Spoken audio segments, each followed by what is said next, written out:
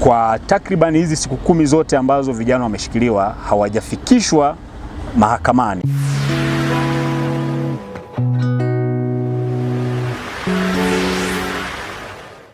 Naitwa Chonya Elisha, mwenyekiti wa Baraza la Vijana wa Chadema mkoa wa Mbeya. Ninawashukuru waandishi wa habari kwa kuitikia na kwa udharura nitoe tamko au taarifa kwa umma kupitia nyie waandishi wa habari. Leo Julai 13, 2026 ninazungumza kwa niaba ya Baraza la Vijana wa Chadema, lakini nazungumza kwa niaba ya familia, lakini nazungumza kwa niaba ya wananchi wanaojali sana utawala wa sheria kuhusu kuendelea kushikiliwa kwa wanafunzi wa vyuo vikuu hapa mkoani Mbeya. Mtakumbuka tarehe 3 na tarehe 4 Julai 2026 wanafunzi wa vyuo vikuu mkoani Mbeya akiwemo kiongozi wa wanafunzi wa vyuo vikuu mkoa wa Mbeya, mwenyekiti wa mtandao wa wanafunzi wa Chadema vyuo vikuu na vyuo vya kati mkoa huu wa Mbeya, Mheshimiwa ndugu yangu kijana mdogo wangu anaitwa Noah Mwalwange, lakini vile vile tuna katibu wa mtandao huo wa wanafunzi anaitwa Gwamaka Mboka, lakini yuko pia na kijana ambaye ni kiongozi kwenye tawi kwa maana ya chuo cha Catholic University of Mbeya KUOM anaitwa Agustino Wasinyo, lakini vile vile tuna kijana mwingine ambaye ni mwanafamilia pia anaitwa Rogers Mpwani. Sasa tangu wamekamatwa mpaka leo tarehe 3 mpaka na tarehe 4 walivyokamatwa, leo tunazungumza ni takriban siku 10 na siku 9 tangu wamekamatwa. Sasa kwa mujibu wa taarifa nilizonazo baada ya kufanya mawasiliano na wakili Philip Mwakilima ambaye ameniambia kwamba kwa takriban hizi siku 10 zote ambazo vijana wameshikiliwa hawajafikishwa mahakamani kujibu tuhuma ambazo wanazo, na kwa hatua ambazo wamezichukua kwa sasa kwamba shauri limeshafunguliwa, shauri la habeas corpus chini ya hati ya dharura, na shauri limefunguliwa tarehe 11 Julai 2026. Sasa pamoja na kufunguliwa shauri hili, kinachotusikitisha ambacho ni muhimu sasa umma ukafahamu, kinachotusikitisha ni kwamba vijana hawa ambao ni wanafunzi wa vyuo vikuu, mmoja kati ya hao kwenye chuo anachotokea wameanza mitihani leo Julai 13, 2026, na wengine kwenye vyuo vyao wataanza mitihani ya mdomo kwa maana oral examination tarehe 16 mwezi huu Julai 2026, na written examination wataanza tarehe 21 mwezi huu Julai 2026. Sasa kuendelea kuzuiliwa kwao kunaweza kuwa na athari kubwa. Kunaweza kuwa kuna athari kwa upande wao wa elimu, lakini kuna athari upande wa ndoto zao, lakini vile vile kuna athari ya mustakabali wao. Lakini kama unavyofahamu, familia tunazotokea ni familia maskini, familia za watu wa kawaida, kwa hiyo kuna matumaini ya familia, kuna matumaini ya jamii nyuma ya hawa vijana ambazo zinaathiriwa kuendelea kushikiliwa kwa hawa vijana.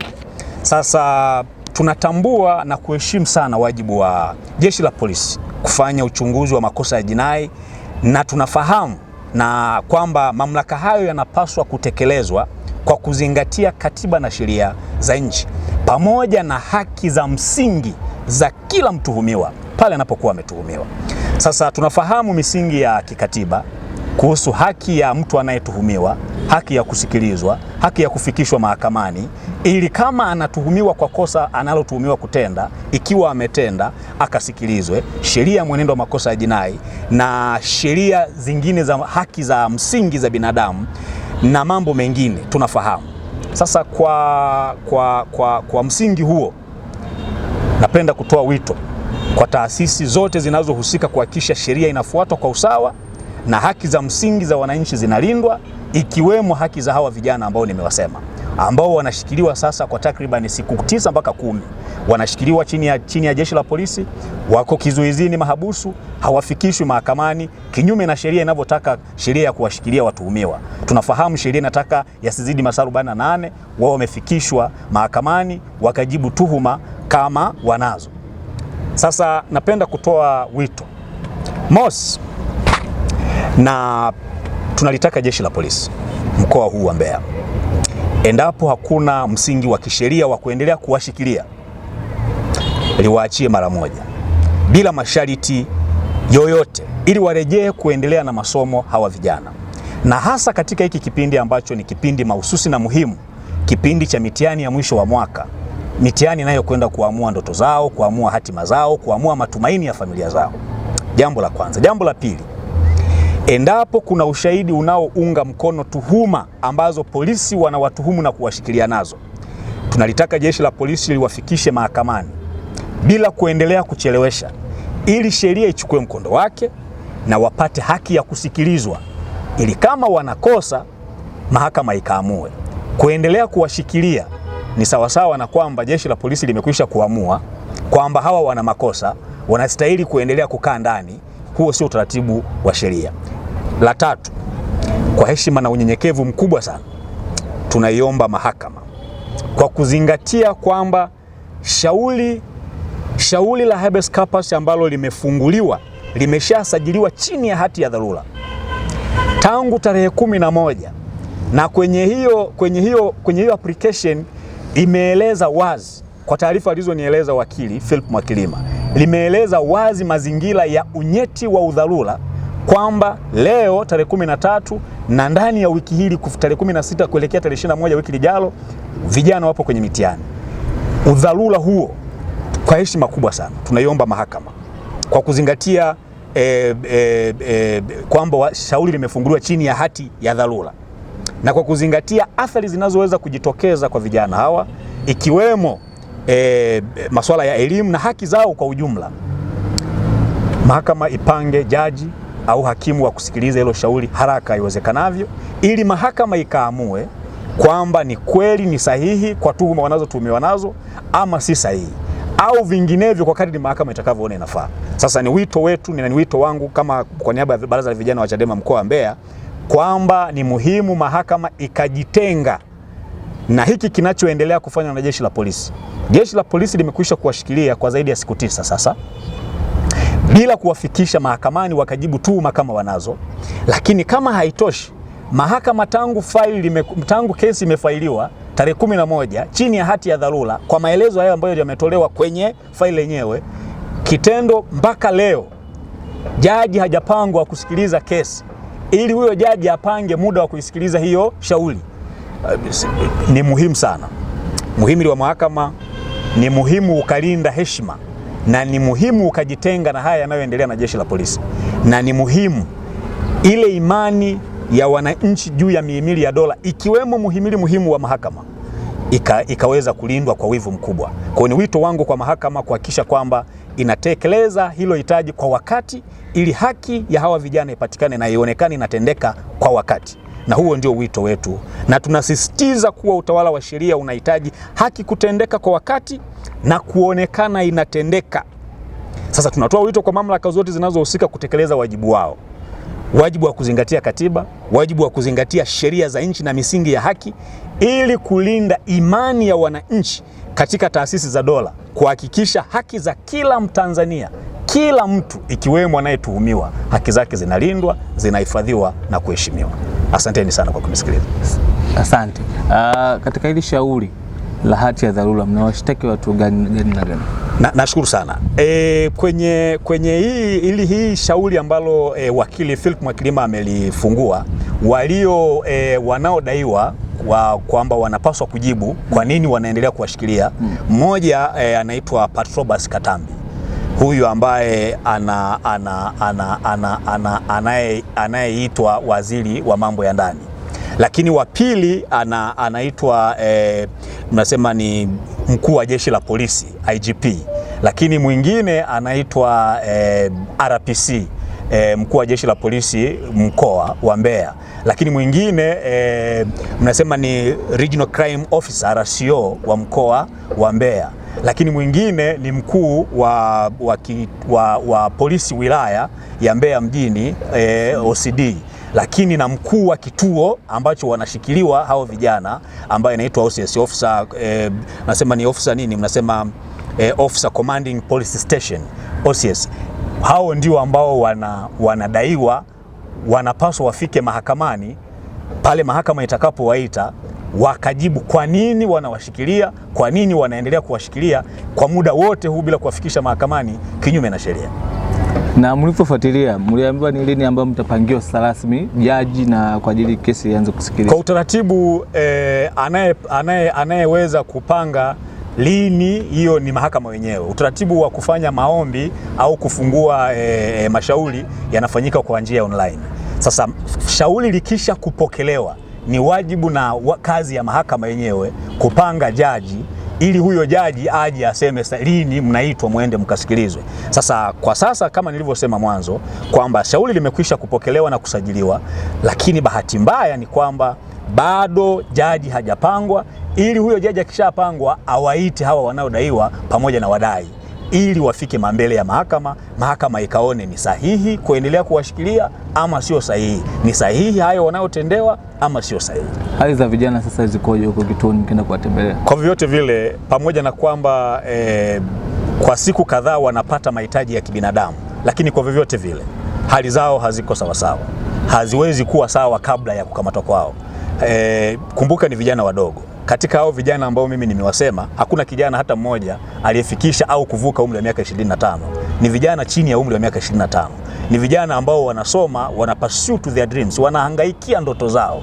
Ni vijana wanaotokea familia maskini, familia zina matumaini kwao. Ni watu wa kawaida kabisa, wadogo, ambao wamekuja wamedhani na wanaona kwamba ni haki yao kuamini, ni haki yao kujumuika na taasisi au vyama vya siasa, na wakaamua kujiunga na Chadema. Ni bahati mbaya sana kwenye nchi yetu sasa kujiunga na vyama vya siasa, hasa Chadema, inaonekana kuwa jinai, na ndio dhambi yao, hata kama wanaweza kuwatuhumu kwa makosa mengine. Kwa utaratibu na mwenendo wa matukio mbalimbali yanayoendelea, inaonekana wanataka kujinaisha kujiunga na Chadema kwa kijana au vijana hasa wa vyuo vikuu. Sasa ni aibu kuwa na taifa ambalo linaweza kuwa linaogopa vijana wanaoshika kalamu tu, wanasoma tu kalamu tu. Vijana wadogo chini ya miaka 25 wanaweza kuhofiwa mpaka wakafikia kuweza kukamatwa, na wanaanza sasa kuafisha na kuua ndoto zao, matumaini ya familia kwa kiwango hiki. Kwa hiyo hali zao kwa ujumla, bila kusema hali yao ikoje kwa sasa, lakini na uhakika kwamba hali zao haziwezi kuwa sawa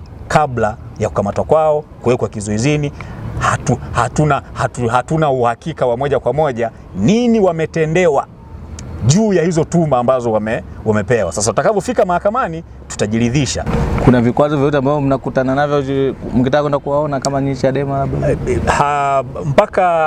Mpaka hivi tunavyozungumza hakuna uhuru wa moja kwa moja kama sheria zinavyotaka wa kuweza kuonana na hawa vijana, ingawaje wakili alipata fursa ya kwenda kuwaona mara moja.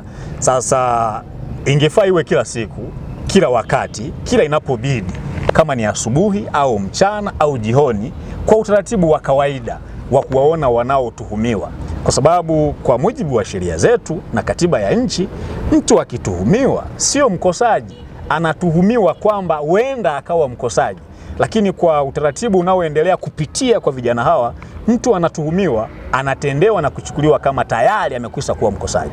Sasa tunaendelea kudai na kuona kwamba tunahitaji kufanya maboresho makubwa ya utaratibu wa kisheria, ili angalau haki za watu ziwe zinalindwa, mtuhumiwa asichukuliwe ametenda kosa mpaka mahakama itakapothibitisha. Tofauti na ilivyo sasa, vijana hawa kwa mazingira yaliyopo sasa wanatendewa kana kwamba wamekwisha kutenda makosa, kitu ambacho sio kweli, na mimi najua ni uongo, ni uonevu.